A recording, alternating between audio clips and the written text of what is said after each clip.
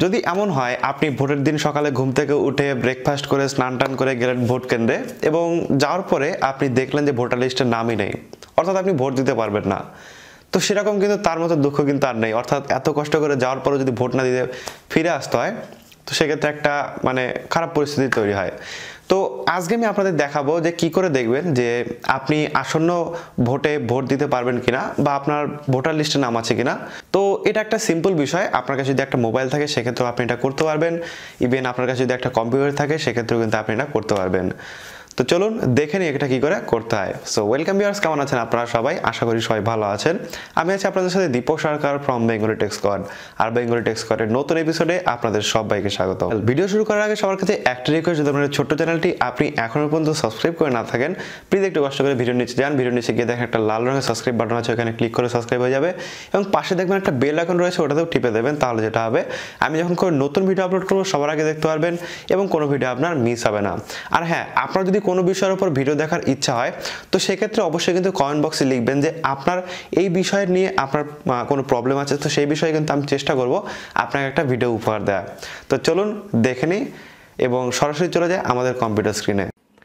Welcome to our computer screen. তো computer স্ক্রিনে আসার পরে আপনাকে যে কোনো একটা যে ব্রাউজার সেখানে আসতে হবে, অথবা আপনার ফোনের ব্রাউজারে চলে যাবেন, সার্চ বারে লিখবেন ইলেকটোরাল সার্চ,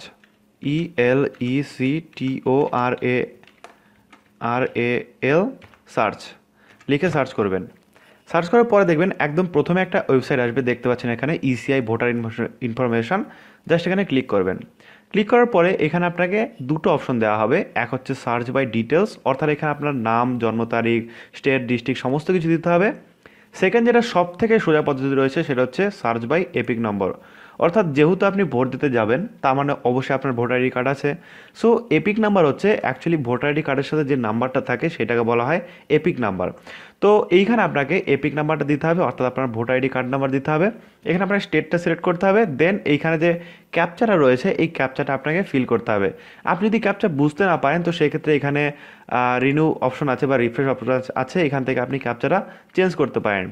তো আমি জাস্ট এখানে আমার এপিক নাম্বার, এখানে স্টেট সব কিছু দিয়ে জাস্ট সার্চে ক্লিক করছি, দেখুন এরপরে কি হয়। ওয়েল, সো সার্চ করার পরে দেখুন নিচে আমার যে ডিটেলস, অর্থাৎ যে ভোটার আইডি কার্ডের নাম্বার আমি দিয়েছি তার কিন্তু সমস্ত ডিটেলস এখানে চলে এসেছে। এখানে আমার নিজস্ব পার্সোনালি যে সিকিউরিটি সেটা রাখার জন্য হাইড করে দিয়েছি, বাট আমি এখানে আপনাদের বলে দিচ্ছি। এখানে এপিক নম্বর দিয়েছে, তারপর নাম দিয়েছে, তারপর এজ দিয়েছে, তারপরে ফাদার্স নেম বা হাজব্যান্ড নেম দিয়েছে, তারপর স্টেট দিয়েছে, ডিস্ট্রিক্ট দিয়েছে। এখানে দেখুন পুলিং স্টেশনটাও কিন্তু দিয়ে দিয়েছে, অর্থাৎ আপনাকে কোথায় গিয়ে ভোট দিতে হবে, আপনার যে ভোট কেন্দ্র সেটাও কিন্তু নাম এখানে দিয়ে দিয়েছে। আপনারা এখানে দেখতে পাচ্ছেন শেঠ কলোনি GSFP স্কুল। এখানে যে ভোটার আইডি কার্ডের নাম্বার আমি দিয়েছি তাকে এখানে গিয়ে দিতে হবে।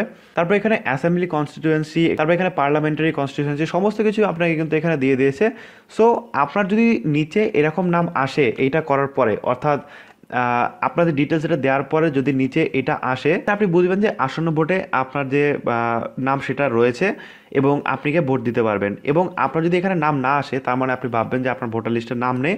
তো সেক্ষেত্রে আপনি আপনাদের নেক্সট স্টেপ সেটা নিতে পারেন, আপনার ভোটার আধিকারিকের সাথে গিয়ে কথা বলতে পারেন যে অ্যাকচুয়ালি কী হলো, কেন আমার নাম নেই, নামটা কী হয়েছে অ্যাকচুয়ালি, বা যে স্টেপগুলো নেওয়ার দরকার সেগুলো কিন্তু আপনি খুব সহজে নিতে পারবেন বাড়ি থেকে এগুলো দেখেই। সো এইটা ছিল একদম সিম্পল প্রসেস যে কি করে আপনি দেখবেন যে আপনার ভোটার লিস্টের নাম আছে কিনা বা আপনি আসন্ন ভোটে ভোট দিতে পারবেন কিনা।